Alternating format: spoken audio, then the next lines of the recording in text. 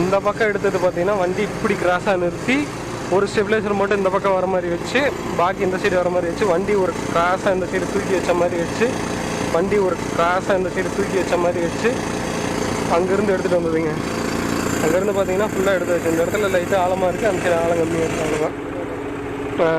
இந்த பக்கம் மறுபடியும் கொஞ்சம் மருந்து ஊற்றணும்னு நினைக்கிறேன். ஆமாங்க.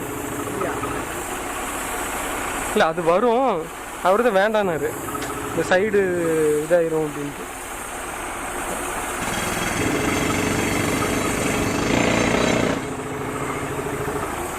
ஓகேங்க, டிராக்டர் வந்ததுக்கப்புறம் வீடியோ கண்டினியூ பண்ணுறேன்.